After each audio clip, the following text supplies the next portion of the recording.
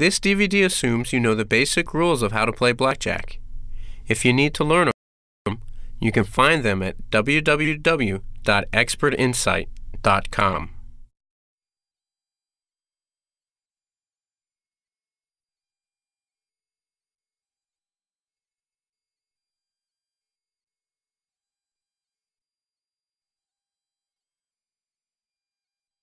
Are you ready to leave Las Vegas a winner?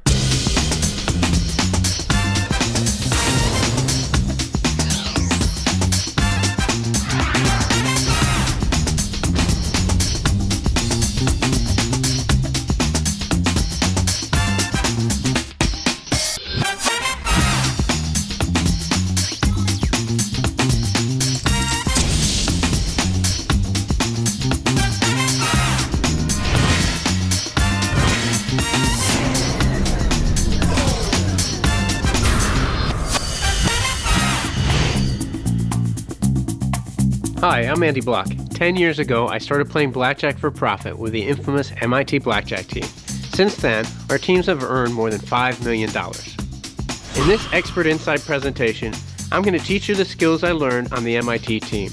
I'm going to teach you how to play basic strategy, how to count cards, and how to spread your bets. Then I'm going to teach you how to camouflage your skill and use team play to make some serious money. By the end of this DVD, you'll know how to beat blackjack like I did with the MIT team. Come along with me as I play some real blackjack in a fictional casino with some fictional players.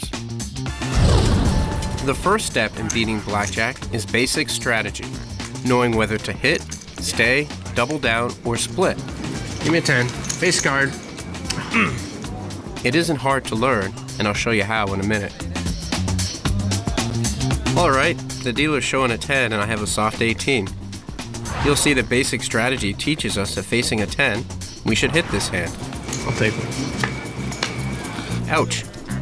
Now I have 14. Facing a 10, I have to hit that too. Great. Nice hitting on the 18, buddy, all right? You took all the 6s. Come on, give me a 5. This guy doesn't know basic strategy. Now, where'd you learn how to play, rookie? Blackjack is beatable because cards aren't shuffled every hand. And, depending on the remaining cards, the advantage can swing to the player. This means you can keep track of the cards that have already been dealt, and then determine whether the cards remaining are more favorable to you or to the casino. Fortunately, the system I'm going to teach you for counting cards is pretty simple, even if you didn't go to MIT.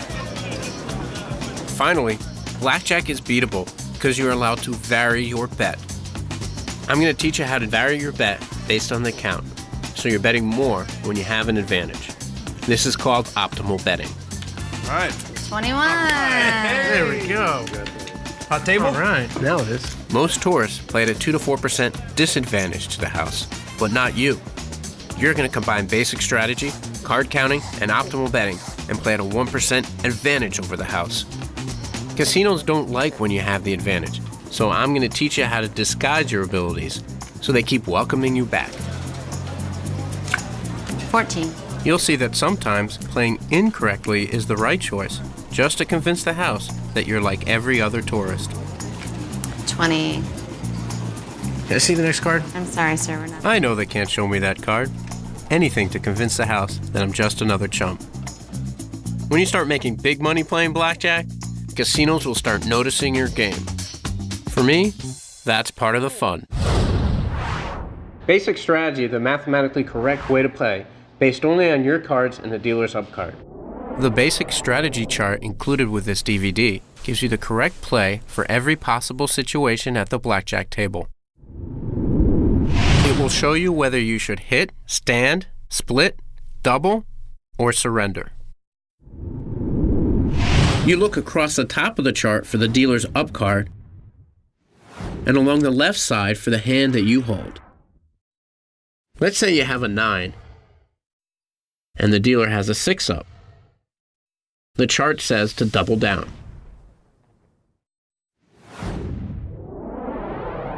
The chart is broken down into 5 sections. The sections make basic strategy easy to learn by grouping similar types of hands together. For instance, This section tells you that when you have a total of 11 or less, you should always hit or double down. The same holds true for when you have soft 13 through soft 17. You should always hit or double. With soft 19 and 20, you should always stand.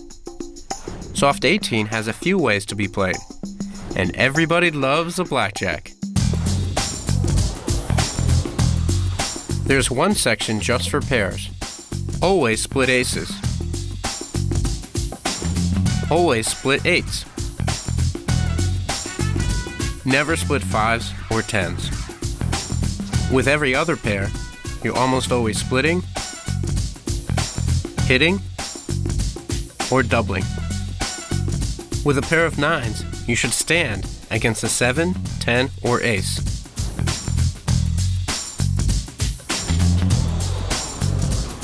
There's also a chart that tells you whether to hit, stand, or surrender when you hold a hard 12 through 16.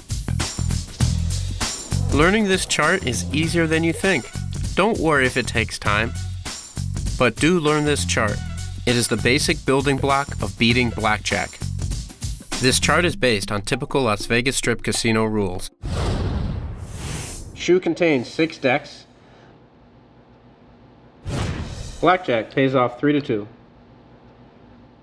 You can double down on any 2 cards. You can double down after splitting. First hand, 11, double down. 21. Resplitting is allowed.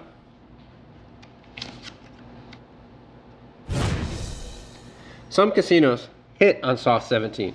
This affects basic strategy in only a few instances. Notice that insurance isn't listed. Insurance is for suckers and for card counters. Since you're not counting yet, just playing basic strategy, you should never take insurance. By playing perfect basic strategy, you'll be cutting down the casino's edge from up to 4% to under 0.5%.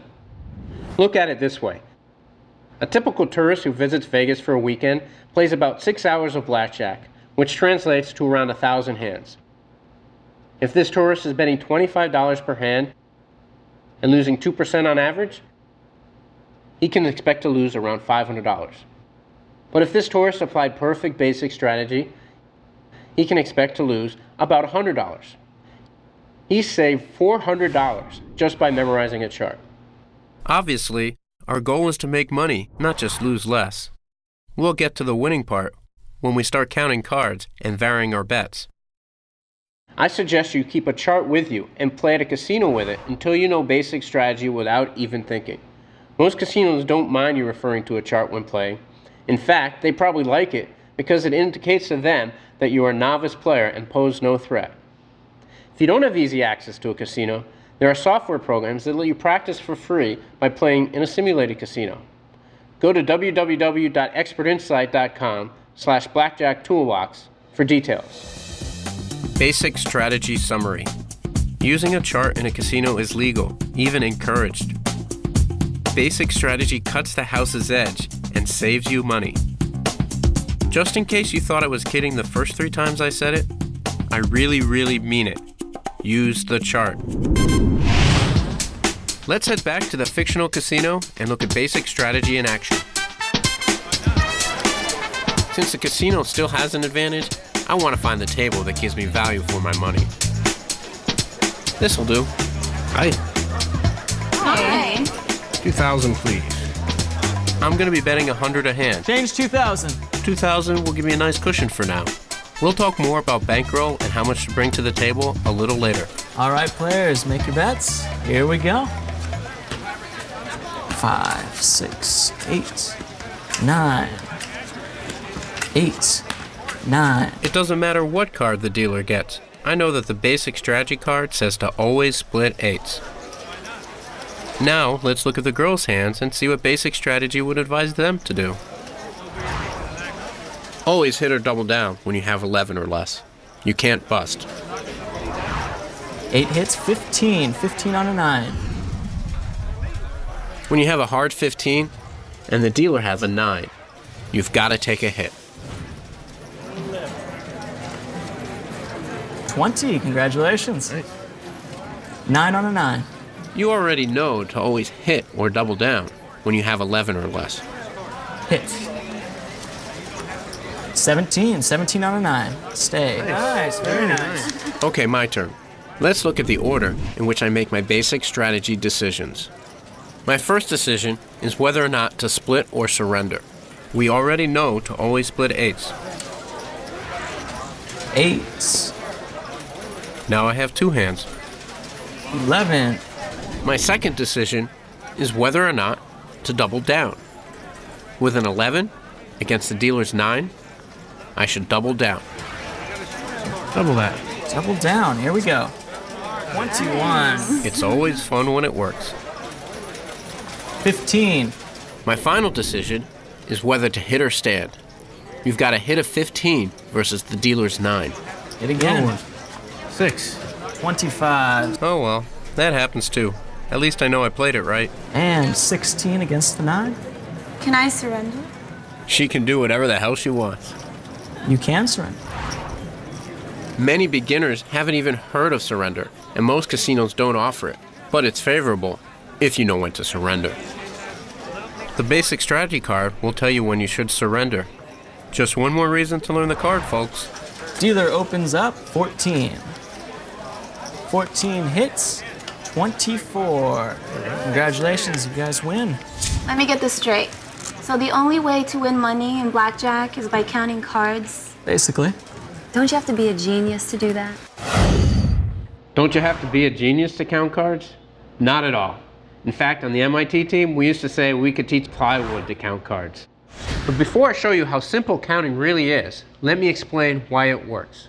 Blackjack professionals count because as cards are taken out of the shoe, the edge swings towards you or towards the casino, depending on what the remaining cards are. When there are a lot of 10s and aces left in the deck and fewer low cards, the deck favors the player. That's mostly because blackjack becomes more likely and the player gets paid a 50% bonus on every blackjack. The card counting system I'm going to teach is called high-low. It's simple to learn, yet powerful enough to serve as the preferred counting system for the MIT Blackjack team. Here's how it works. Low cards, 2 through 6, are good when removed and are assigned the value +1. High cards, 10s through aces, are bad when removed and are assigned the value -1. The middle cards, 7, 8, and 9, are mostly neutral and assigned the value of 0.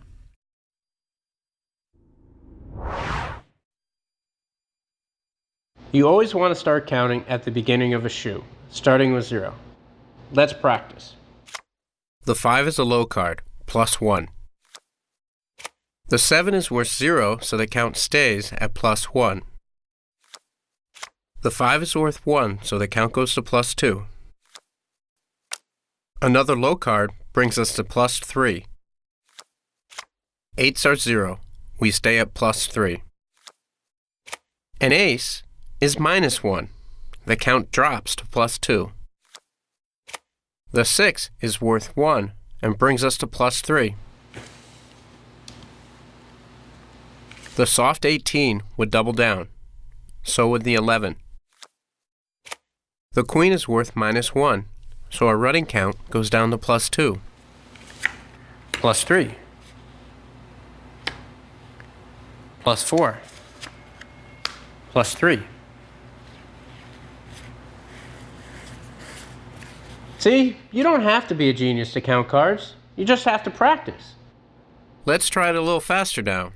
And I'll only say the running count, not the value of each card, starting again at 0.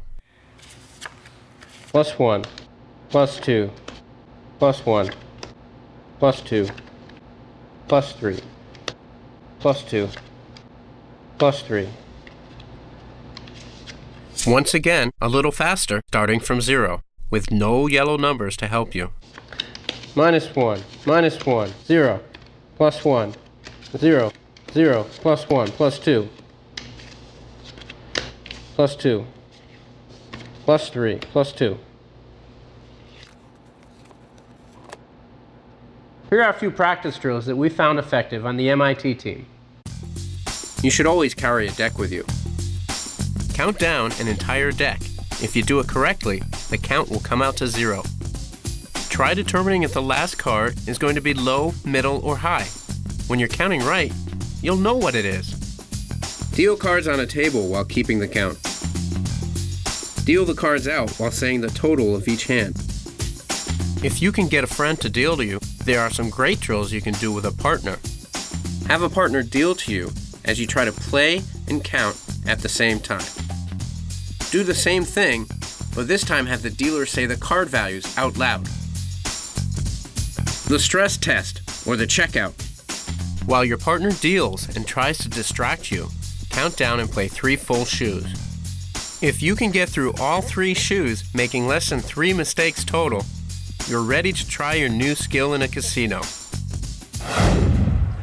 Okay, we have a new shoe. Time to start counting. In a casino environment, counting cards is much more difficult than in a practice environment. Sometimes you only get to peek at the cards that have been dealt. Try your best to spot the cards and keep the correct count. Do you know the count? If you got 0, good for you. 13 on a 5. Stay. 16 on a 5. I hope she didn't buy that chart from a casino gift shop. Some of them are wrong and for different rules. I'm gonna stay. Stay. Double that. Soft 16, double. Here we go. Right. 19. Okay. 19, stay. Dealer opens up. 15. Hit the 15, 17. Okay, so what's the count? The count is +1. If you were correct, good job. If you weren't, don't worry. This is going to take some practice. One thing that makes counting cards easier is grouping pairs of cards in your head that cancel each other out. Let's take a look at that same hand again, and let's not start counting until the second face-up cards are dealt. That way, we can pair cards together more easily. I wish this dealer would get his big head out of the way. The queen and the 3 cancel. The 6 and the jack cancel. My ace and 5 cancel. I don't even pay attention to the 9. After all my training, the 7s, 8s, and 9s are practically invisible. My eyes jump right over them. So I'll group this 10 with the dealer's 5. The 10 and the 5 cancel. So right now, the count is 0. 13 on a 5. Stay. 16 on a 5. I'm gonna stay. Stay. Double that. Soft 16, double. Here we go. The 3 makes the count +1. Right. 19. Okay. 19, stay. Dealer opens up. 15. Hit the 15, 17. The 2 cards we hadn't seen yet, the queen and the 2, also cancel. The count remains +1. Now that you have the correct count, it's important to remember this number as we move to the next hand. All right, players, make your bets. Remember, our running count is at +1. Can you group these next cards to see which cancel and which affect the count? 11, 6, and the dealer opens up a 6. How are you doing with the count? Right now the count is +8. Hit. 19 on a 6. Stay. 10 on a 6. Hit. 19. 19 on a 6. Stay. 11 on a 6. Double down. Here we go. 12. Great, thanks dealer. Can you still keep the count with all the numbers being called out? Right now we're at +6. 6s on a 6. Hit. 17. 17 on a 6. Stay. Some casinos encourage dealers to say as many numbers as possible to throw off card counters. Dealer opens up. 16. Here we go. 16. 26. There we go. Okay, what's the count? If you're at +5, you're doing a great job. Let's watch this hand again. Try to see if any of the players make a basic strategy mistake as you keep the count. 9 on a 6. Hit. Oops, that's a basic strategy mistake. She was supposed to double a 9 against a 6. 19 on a 6. Stay. 10 on a 6. Hit. That was another basic strategy mistake. You should also double a 10 against a 6. Okay, what's the count? Remember, it was +1 going into this hand. The count is +7. 19. 19 on a 6. Stay. It's double down. We already know I made the right basic strategy decision. And got a terrible card. 6s on a 6. What would you do with 2 6s against a 6? You'd split them, right? Hit. 17. 17 on a 6. Stay. Dealer opens up. 16. Here we go. 16. 26. Well, even though the ladies didn't play it as they should have, Let me see that chart. the dealer was kind enough to bust for us. Aren't you supposed to double on a 10 against a 6? Yeah, you do want to double on that. Guess the chart's wrong. Guess so. Okay, time to get serious. The current running count is +5. One more hand at casino speed. Remember, we're starting at +5. 5, 7, 2s. 9, 18. 9. Dealer opens up. 7. Still at 9. For the rest of the hand, you're going to have to count it yourself. See if you can keep the count. 12 on a 7. Hit. 15 on a 7. Hit you. 21. Very nice. 10 on a 7. Feeling lucky. Double down or split? Double down. Here we go. 16. Deuces? Split the deuces. Here we go. First deuce. Ooh, 11. Double down. Double down on the 11. Very nice. 20 on the deuce. Here we go. Up. Split again. Split again. There we go. God, this guy's a slob. 7 on a 7. 17. 8. Hit. 17. 17 stay. How you doing with the 7 count? on a 7. Is the dealer distracting you? 21. Very nice. All right. Dealer opens up for 9. 19. The running count is +15. If you were able to keep count, you're on a roll. At 15, the count is getting favorable, especially considering the number of decks remaining in the shoe. The advantage has swung from the casino to us, because there are a lot of 10s and aces left in the shoe. Now is the perfect time to learn optimal betting. You've got basic strategy down pat, you count to perfection. Now it's time to start making money by varying your bet optimally. First, before you start play, you have to determine your betting unit. Then, when you have the advantage and the count's favorable, you bet in multiples of your betting unit according to the count.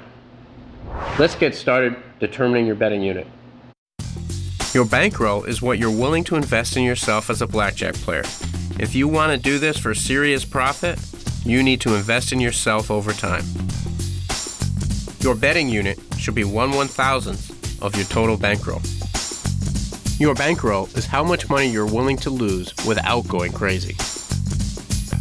For each session, your cash on hand should be at least 32 betting units. If you're gonna bet $10 a hand, you should bring about $350 to the table. If you want to bet $25 a hand, be prepared to sit down with 800. For this demonstration, my bankroll will be $200,000. What can I say? The MIT team was very profitable for me. My betting unit will be $200. As you learn to play, you should start off with a much smaller unit until you have confidence in your abilities. Raise or lower your unit as your bankroll changes. Say I lose $100,000, half of my bankroll. I would then drop my unit to $100. What if I win $300,000? In this case, my bankroll would be $500,000, and I'd raise my unit to $500. By constantly adjusting your betting unit, you will never go broke. and your bankroll will increase faster in the long run. Your maximum bet should be at least 4 times your betting unit. Won't get you kicked out of the casino. In our case, our maximum bet is at least $800. Never bet more than a quarter of the money you have on you on one round, because you always want to have enough money to be able to split and double down. So now we know our unit and maximum bet, and we figured out how much money to bring to the casino. It's time to learn how to calculate our optimal bet based on the count. First, we take the running count and divide it by the number of decks remaining. We know our running count is plus 15, but how many decks remain? We can estimate how many decks remain by looking at the number of discards. Considering that this casino uses a 6-deck shoe, how many decks would you say remain to be dealt? This takes a little practice. On the MIT team, we practiced with discard trays, just like they use in casinos. There are 6 decks of cards in this discard tray. Remember what they look like. Now we can take the cards out and split the pile in half. Now each half is about 3 decks. Here's 3 decks. Remember what this looks like. Let's see what 2 decks look like. We can cut into 3 equal piles.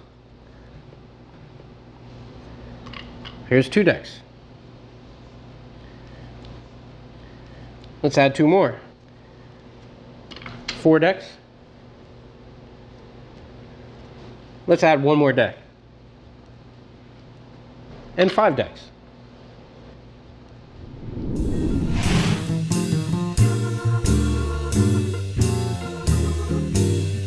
Study these images long enough and you'll be able to guess very accurately how many decks remain in the shoe. And you'll know this song by heart too.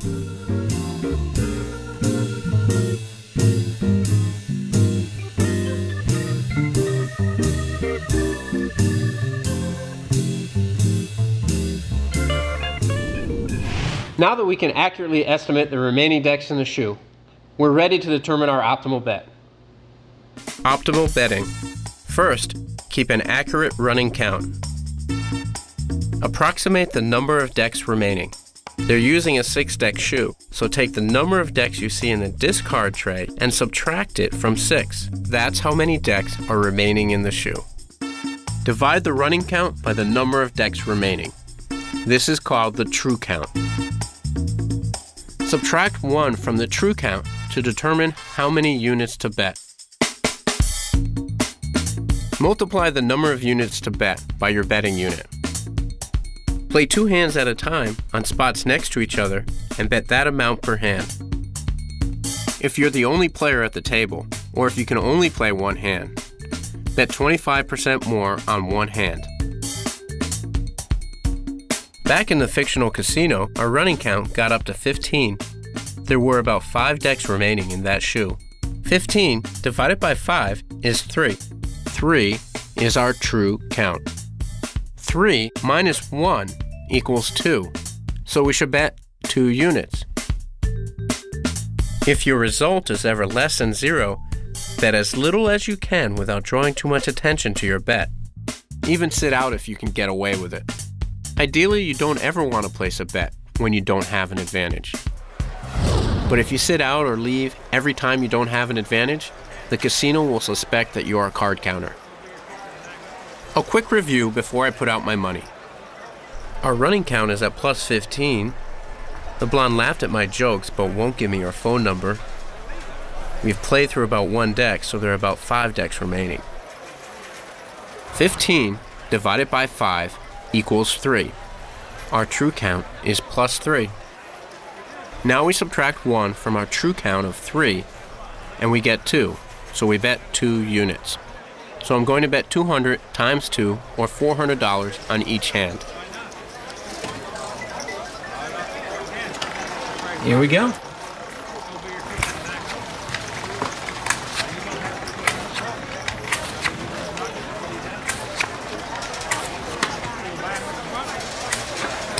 $19.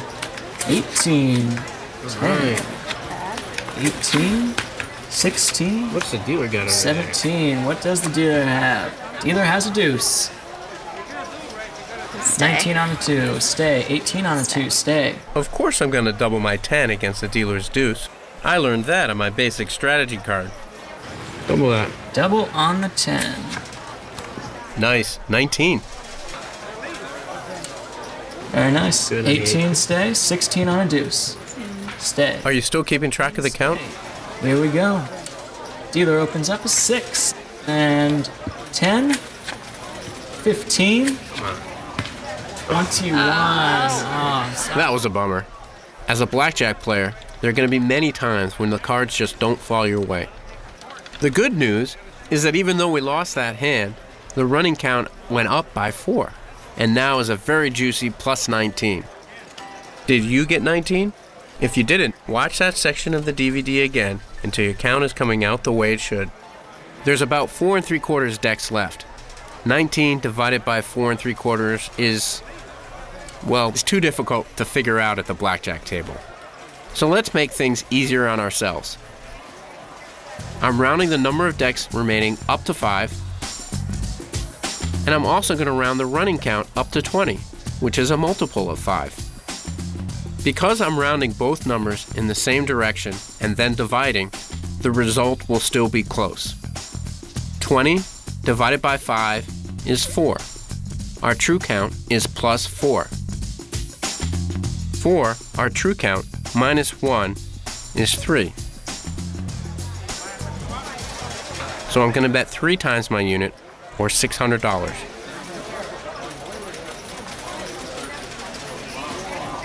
checks play. The pit boss checked me out when I raised my bet. That doesn't always mean I'm in trouble. It could mean he's tracking my play so he can offer me a comp. Or maybe he's just lonely. Keep track of the count as the hand progresses. Remember, we started this hand at plus 19. 20. Very nice. 20 again.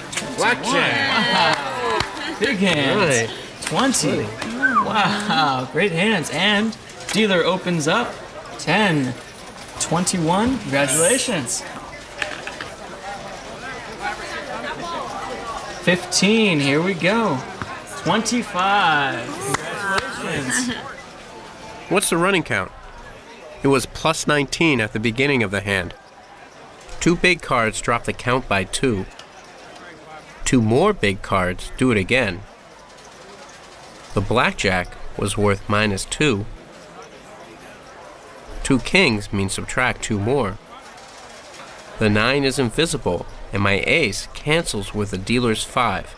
2 more invisible cards. Then 2 more big cards, and the running count drops to plus 9. There are about 4.5 decks left in the shoe. 9 divided by 4.5 is 2. Our true count is 2. The advantage has dropped, so we should lower our bet. The easiest way to spot card counters is by their betting patterns. I recently raised my bet up to $600. Then, many high cards were dealt, which resulted in me reducing my bets to $200. So the pit boss is justifiably suspicious about my play. He may be calling surveillance and asking them to keep an eye on me. To throw them off my scent, I'm going to make some camouflage plays. I'm not going to let them catch me. You've mastered basic strategy, you count cards in your sleep, you never fail to put out the correct bet. It's time to get rich, right? Well, not so fast. The casinos that once welcomed your amateur play, they're not going to be so happy about your action now that you've become a skillful player. There are 2 ways to camouflage your play: good acting and bad playing. Good acting is essentially behaving like a typical gambler and not like a typical card counter. This seems obvious, but it actually can be pretty challenging to play and act while at the same time keeping the count and determining how much to bet. Here are some examples of good acting. Acting uninterested in other players' cards. Talking to the other players at the table. Pretending to chase a winning streak when the count is high. Pretending to be drunk. Pretending to be a high roller. Bad playing is another good way to make the casino think you're a juicy customer. If you think you're getting too much heat, you might want to make a bad play by going off basic strategy. Here's some examples of bad playing. Making a basic strategy mistake. For example, standing a 16 against a 10. Don't make a mistake that'll cost you too much, like doubling a 12 against a 6. Another way to throw them off is to raise your bet when the count goes down, or you can raise or lower your bet when the count is even. The key is to keep camouflage inexpensive. You're playing blackjack to win money, right? Just remember to save bad plays for those times when you've made small bets, and only use them when necessary. Don't overdo it. I want to remind you that counting cards is perfectly legal. All you're doing is using your skills to beat the game. But obviously, casinos don't like losing their money, and they have the right to ask you to leave at any time for any reason. Because of this, you have to be able to detect heat. You have to develop a sense for when your play is being scrutinized. On the other hand, you don't want to be overly paranoid. Let's consider some common scenarios to see how much we should be concerned about certain behaviors. The pit boss looks at you and then begins scribbling notes. This isn't usually a cause for concern. They might be recording the amount that you're betting so they can offer you a comp. If they offer you a comp, take it. The pit boss starts talking to you. This probably isn't a cause for concern. Act calm and friendly and continue playing. Avoid a confrontation. The pit boss instructs the dealer to shuffle up. This probably means they strongly suspect you're counting. Play a few more hands to put some doubt in their mind, and then leave quietly. The pit boss glares at you and then gets on the phone. This is probably a cause for concern. You should think about leaving if you're not in the middle of a hot shoe, so you can come back another day. The pit boss asks you to stop playing blackjack or to leave. Don't argue, just leave. I'm not going to let the pit boss intimidate me. If he sees me acting nervous, he'll suspect I'm a counter. The key is to play it cool. Our running count is at 9. Because of the low true count, I'm only betting 1 unit on each hand. Very nice so far. Good start. Good start.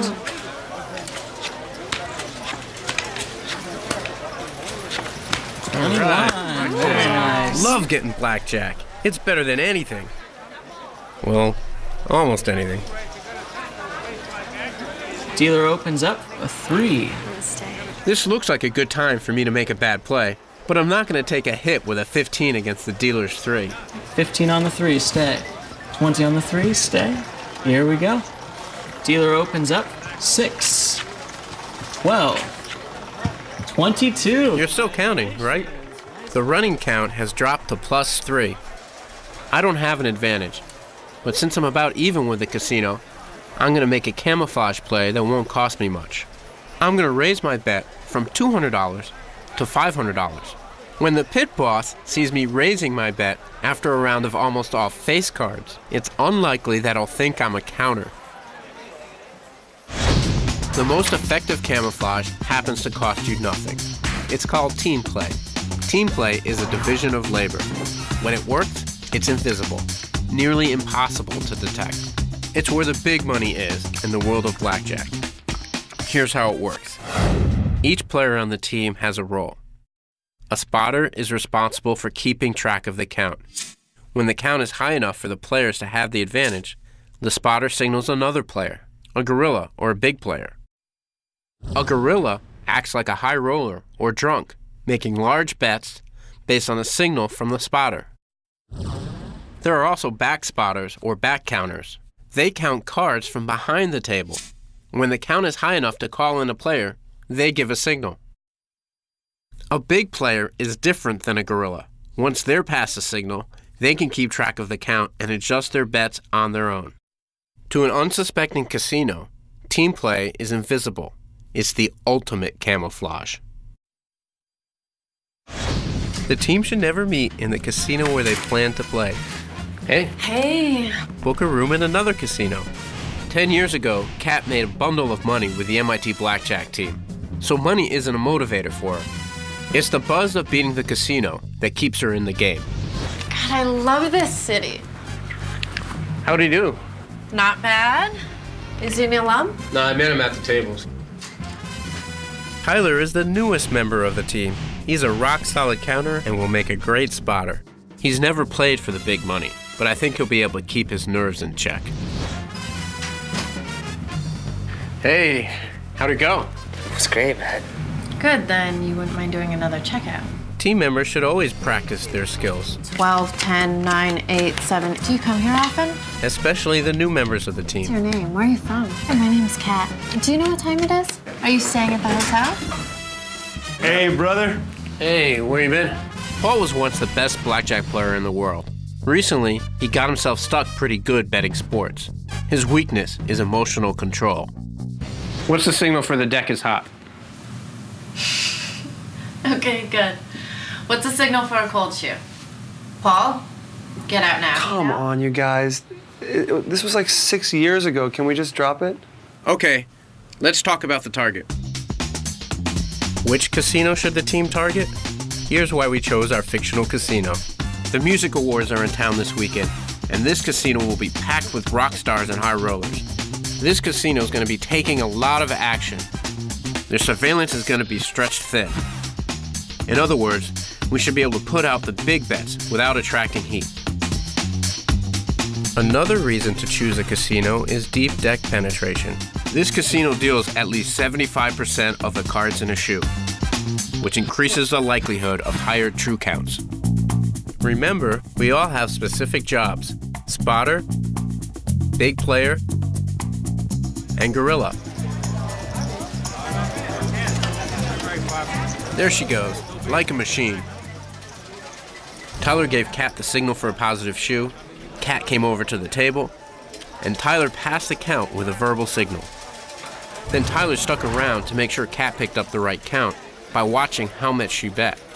Based on the current team bankroll, our betting unit is 500. Now Tyler's looking for a shoe that's being shuffled or about to be shuffled. That's the way it's done.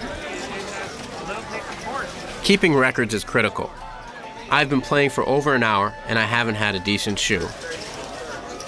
The running count is now +8. The true count is less than 2, not quite enough to signal Paul over. You don't want to call in a big player or a gorilla until the true count gets up to about 3. Try to keep up with the count as the team plays a few hands. We're starting with a running count of 8. Remember, if you wait until the second pass of cards to start counting, it'll be easier to group them.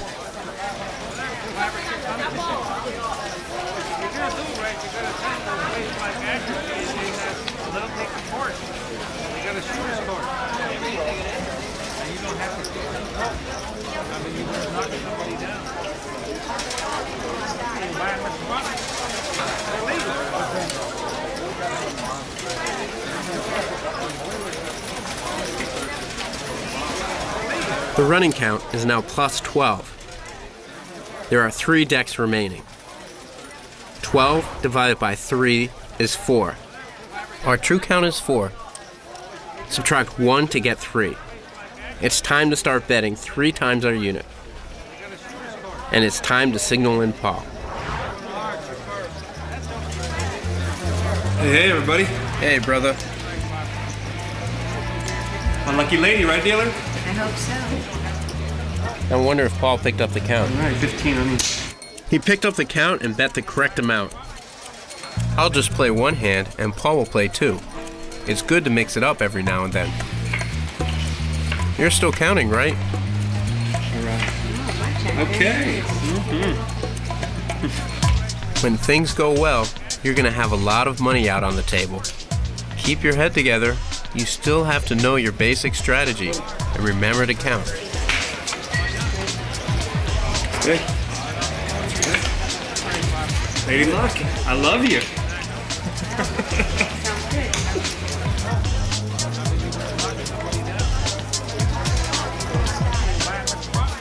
After all those cards, the running count is still at 12.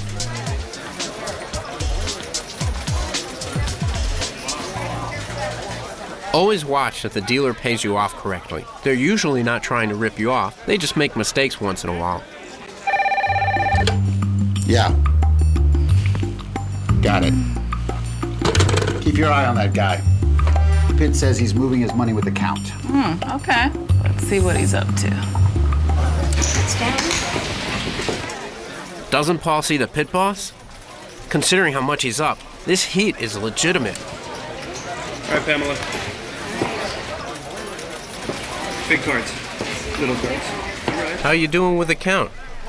We started this hand at plus 12.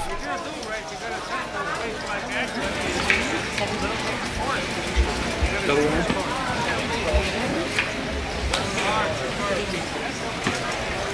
When you split aces, you only get one card on each. Come on. 16. That's right, bust. Damn it. Sorry. Good. Paul sees the pit boss and will probably make a camouflage play. Our running count is now up to 16. What is he doing? We're only going to bet $2,000 max tonight. He's going to get kicked out.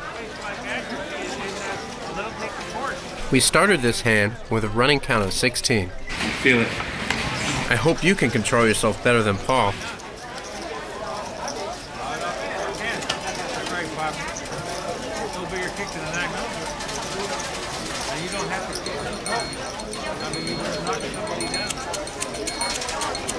Ugh, that hurts. But our running count is up to an incredible 18. 35. Paul is really exceeding our maximum bet. No one else is betting that much tonight. Come on, 2 blackjacks. 2 blackjacks, dealer, right now. We're starting with a running count of 18. Make sure you keep the count. Ah, well, the dealer got blackjack, but the count is still plus 16. There are about 2 decks left in the shoe. Our true count is a very favorable 8. Yeah, he's moving his money with the count. Too bad the cards aren't falling his way. Yeah, right. Come on, we just need to ride out this shoe. The count is so high. Paul has got to keep it together. Okay. I'm trying to get his attention. 4. All right, let's go. I'm gonna kill him. Good luck. He's betting like an out-of-control freak. Yeah, we have a very favorable count. But is it worth getting kicked out now? All right, 19. Split him. Splitting tens. Oh my god. Splitting tens is for morons or counters. Or in this case, moron counters. He's killed himself. He's gonna get kicked out. We have way too much to gain this weekend to be this risky. 14. I hope you're still counting. Big cards. Big cards. Big cards. 16. Big cards. Dealer has 21. Our running count is up to an astronomical plus 23. The true count is over 13. Shut the room. Could have made a killing on that shoe. Excuse me, sir. Sir, may I have a word with you? I'm in the middle of something. Sir, may I please, if you wouldn't mind, step right over here for me? Money, please. Don't accept this man's money.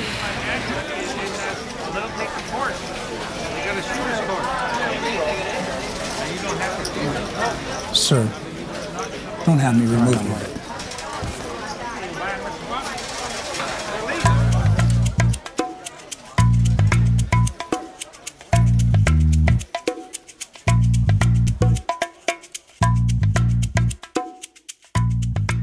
That guy in the cowboy hat is Block. Andy Block, MIT guy. That punk is mine.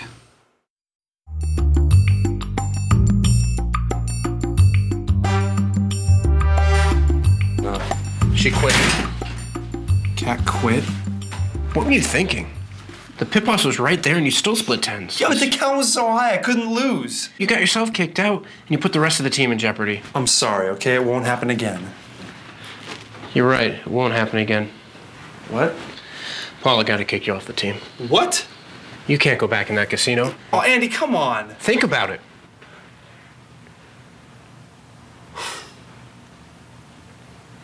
Fine.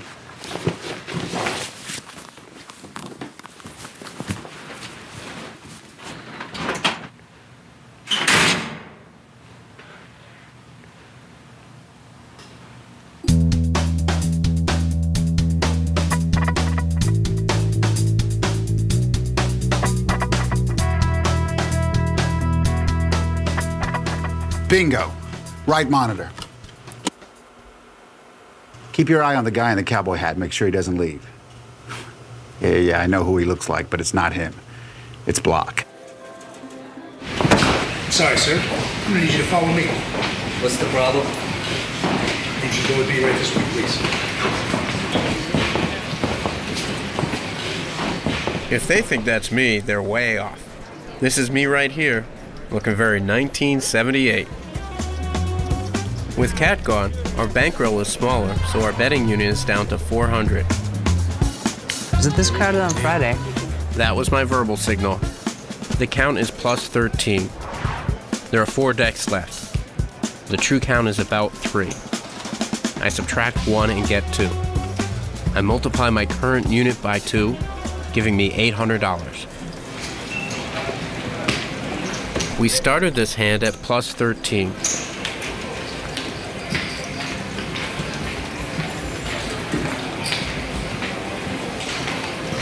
Insurance, anybody?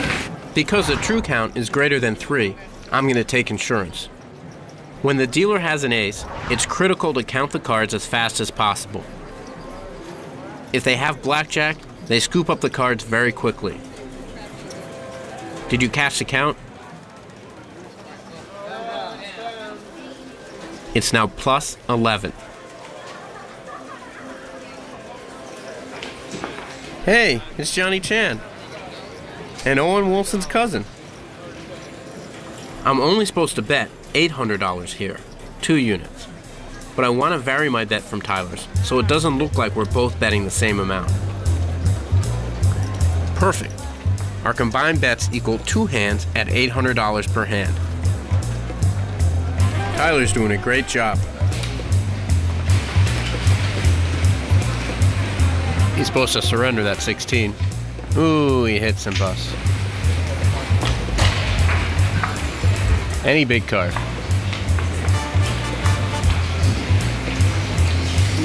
How about a 6? I guess Johnny's sticking to poker. Good night, everybody. Tyler remembered to surrender his 15 against the dealer's 10. Our running count is at plus 15. The true count is at 5. 5 minus 1 means we should bet 4 units. I'm going to make an overbet knowing Tyler will even us out.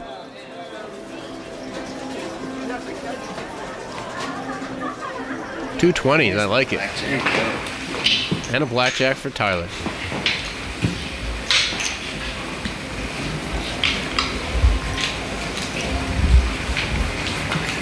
$10 in the hole. Come on, bust. There we go. Our running count has dropped to 7. I feel like Howard Stern in this wig. Okay, it's later in the evening, and thankfully, Kat decided to rejoin the team. This is great news. Our betting unit is now up to 1,000. So are we here to gamble or are we here to gamble? Pool still open? Sorry, closed at 11. So I'll just keep playing. It's easy to remember that pool is the verbal signal for 8. The 2 O's in the word pool look like an 8 on its side. The true count is 3, so we'll bet 2 units. But I'm just going to bet 1,000. Watch Tyler. Like clockwork. Tyler saw that I only bet 1,000 when I was supposed to bet 2,000. So he made up the difference by betting the extra $1,000 himself. We're playing on the same bankroll, so the main thing that matters is the average amount wagered per hand. Remember, don't split 9s against a 7.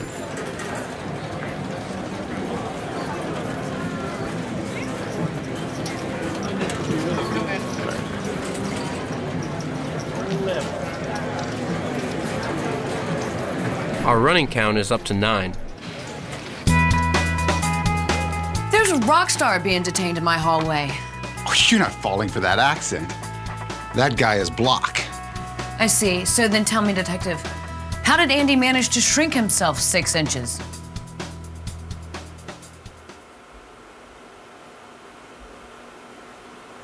That's Block.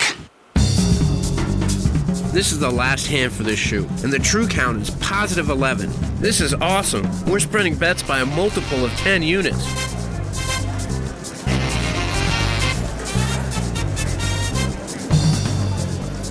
What the hell is he doing here? We're probably already made and the count's so high, I'm gonna split tens. Come on, let's see some high cards. Let's go, let's go, let's go. If we could just get this hand play. Damn, here comes the heat. Flip the damn cards. Deal. Come on, dealer, let's go, let's go, let's go. Let's get this hand play. Deal. Yes, 22. The dealer bust. We just won 80 grand. Hey, he just cheated me. Thanks, Paul. He just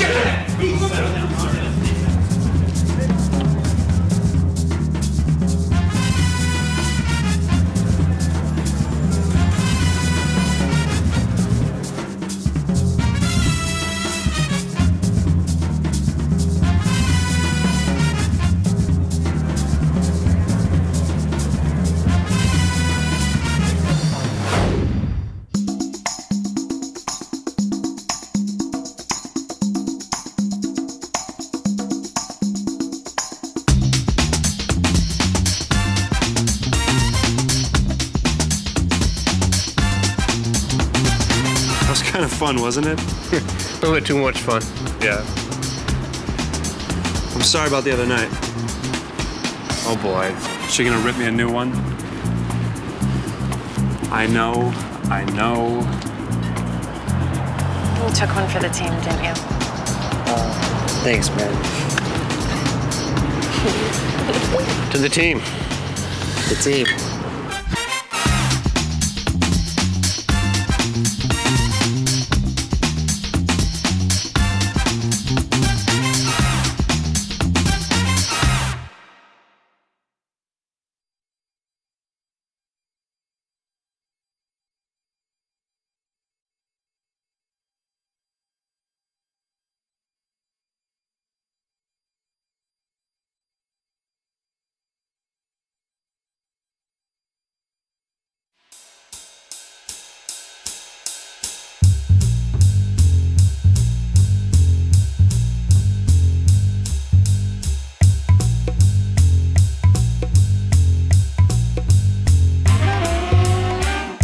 And hey, if you happen to see me playing blackjack, please don't blow my cover by thanking me for this DVD. Thanks again, and good luck. Excellent. Better luck next time. Hi. Hi. Good player. 2,000. Hi, Roland. And you got an ace. Let me see that. That is so cute. God, I love this shirt.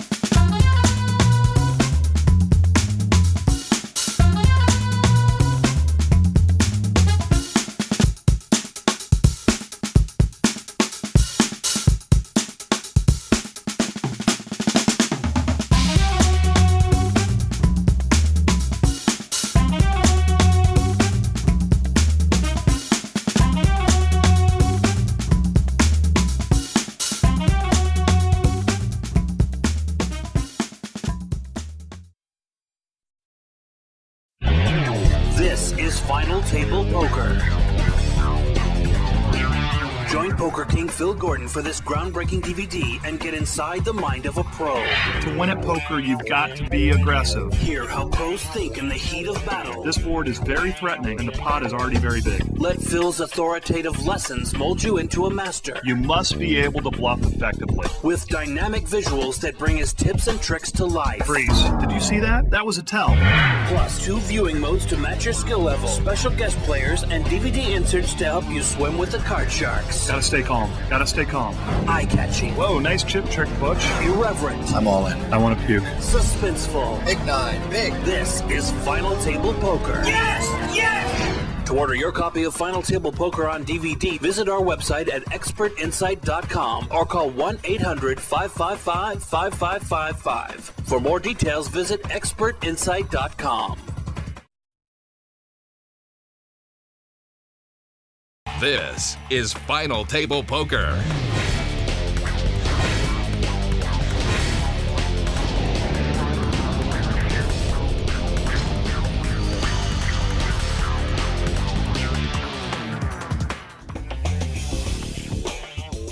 Poker players need very little math to play well.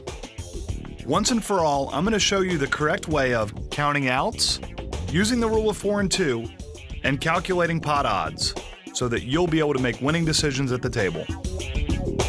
Step 1. Counting outs. Here's an example of counting outs. Suppose my hand is the 6 of spades, 5 of spades. The flop comes down Queen of spades, 3 of diamonds, 7 of spades. In this case, my hand has almost no chance of winning unless it improves. If it does improve, I have a very good chance of winning.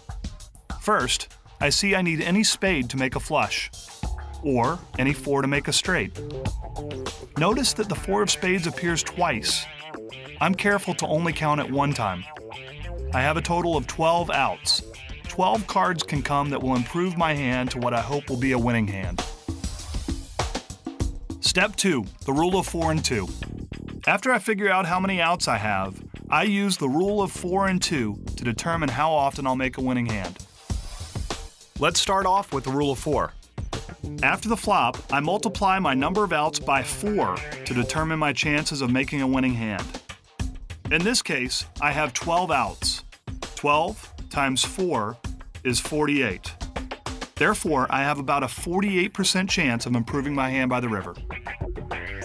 The rule of 2. After the turn card, I use the rule of 2.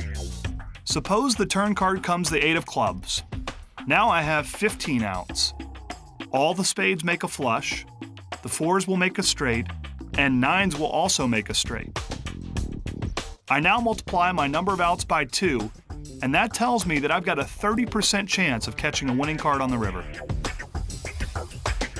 Step 3, calculating pot odds. After figuring out my chances of winning by using the rule of 4 and 2, I have to calculate the pot odds to make winning decisions.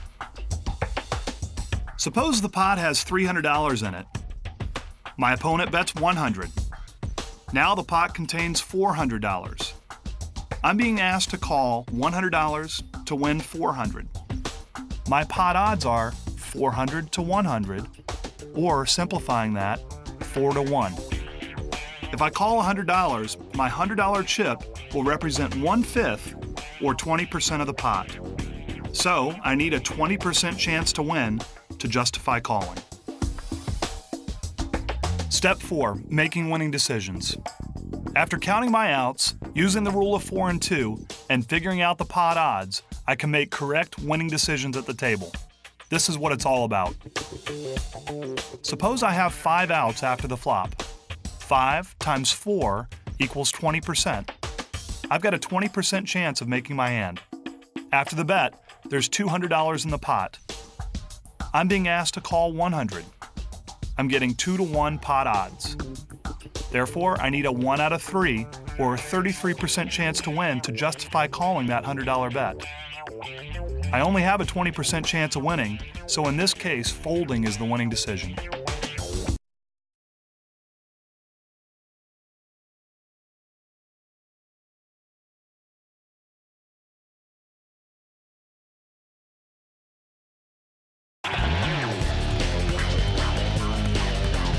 We're here today at the gorgeous Palms Hotel and Casino, where 309 players have ponied up $10,000 to take their chance at winning a piece of the $3 million prize pool.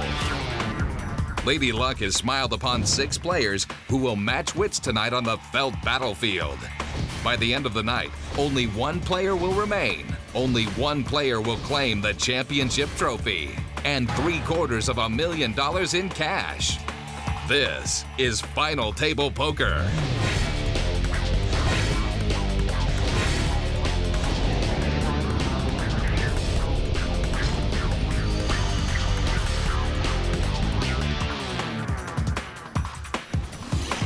Hi, I'm Phil Gordon. Winning the World Poker Tour event at Bay 101 was one of the most exciting days of my life. All my hard work and study had finally paid off. Have you ever watched a televised poker tournament and wondered what the players at the table were thinking? Why'd they raise? Why'd they go all in? Why'd they call? Why'd they fold? If so, I think this is going to be the absolute perfect video for you.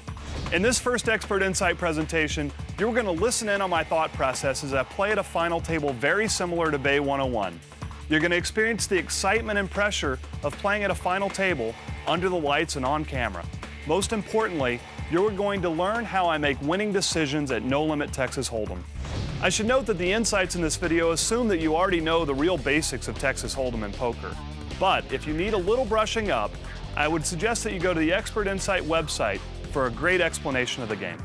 There's going to be a ton of information covered in this video, so I strongly recommend you find a comfortable playing zone before continuing. I'm going to be playing my A game, and I want you on yours as well. Now let's get out there.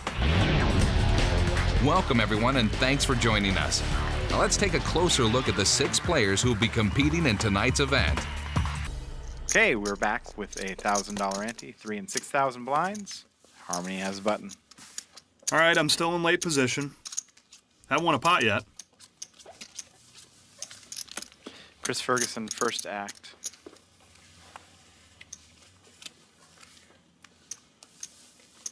It's up to Butch.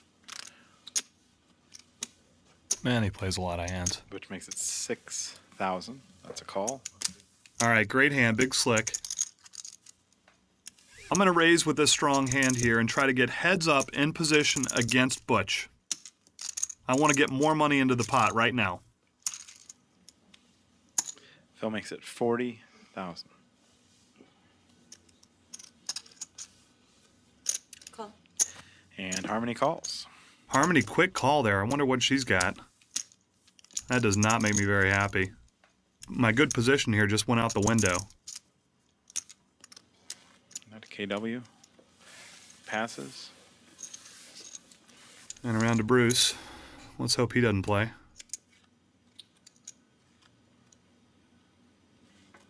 Bruce lays it down. Back to Butch. I was really hoping to get heads up with Butch, but doesn't look like that's going to happen.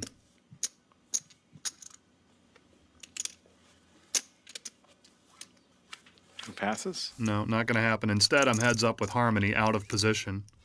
Great. Phil Gordon. All right, hoping for an ace or king. And a flop. 10, 7, 4.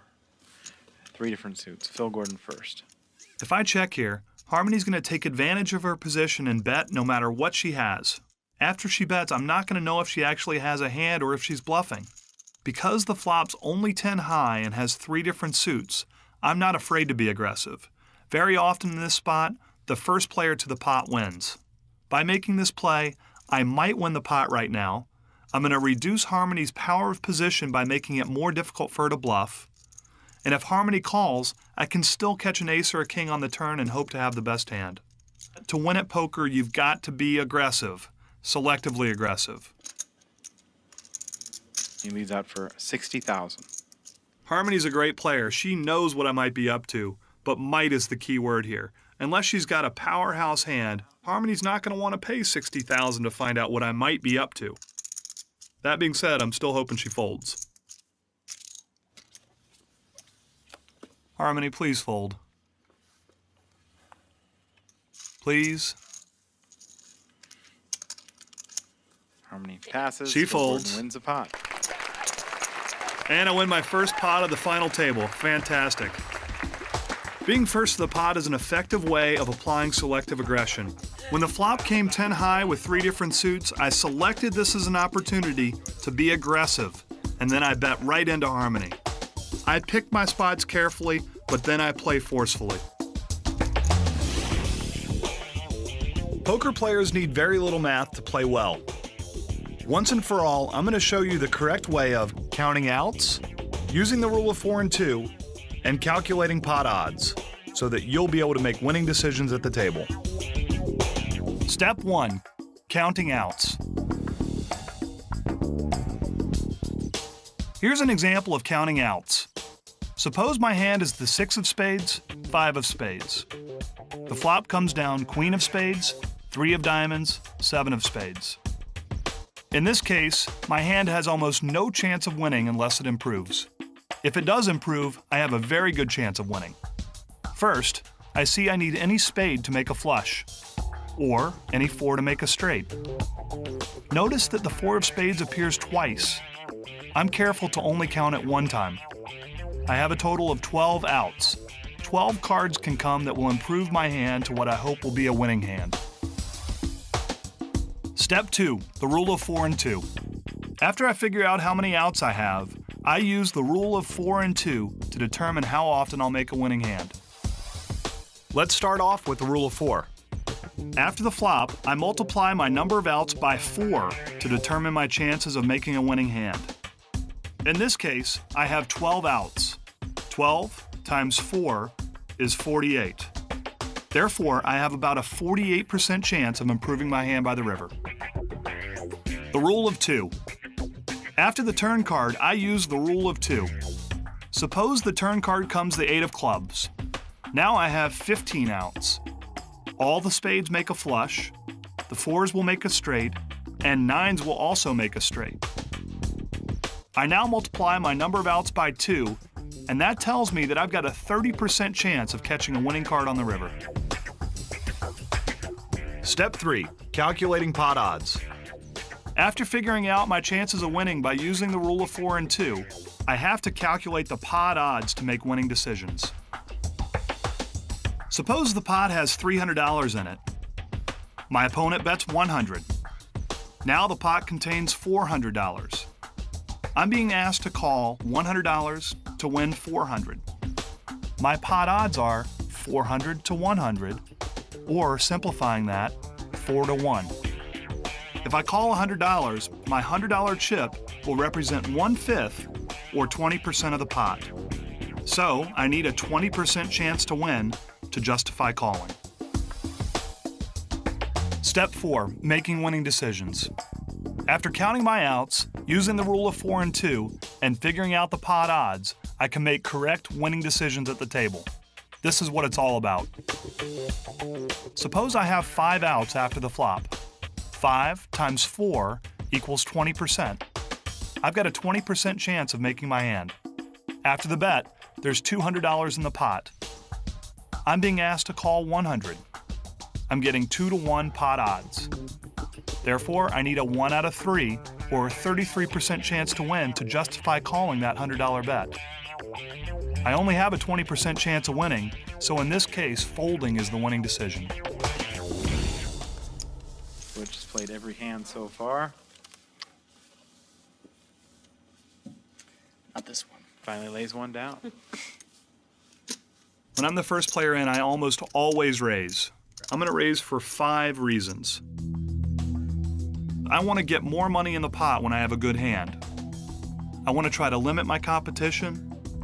I want to try to take control of the betting. I want my opponents to define their hands more clearly. And I've got a chance with a raise to steal the blinds and antes.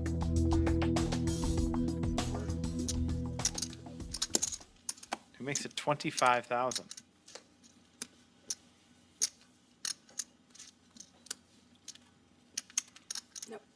It's always good to see Harmony fold when I'm in the hand. Harmony passes. I'm going to make Phil very happy. KW out.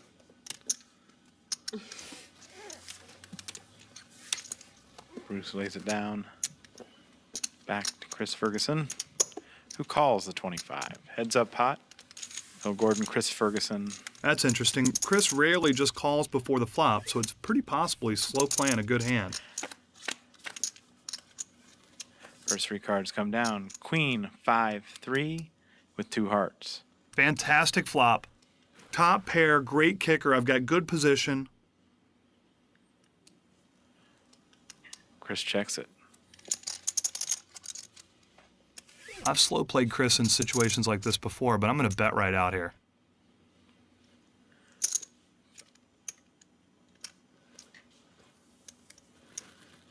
Phil makes it 50,000.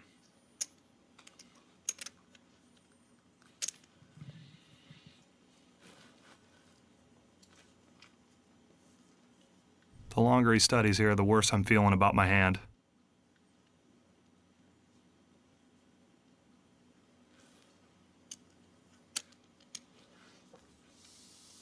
Yeah, great. Chris Ferguson's moved all in. Phil Gordon's asked for a count. First they're gonna pause. All right, it's time to do some simple math. I've got to call $120,000 to win $280,000. If I call and I'm beat, I'm still going to have over $350,000 in chips, and that's more than enough to play solid poker. If I call and I win, though, not only will I have a huge chip stack, but I'll have eliminated my #1 competition at the table.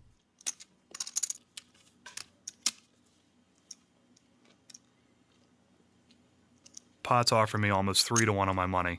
I don't really have any choice. I got a call.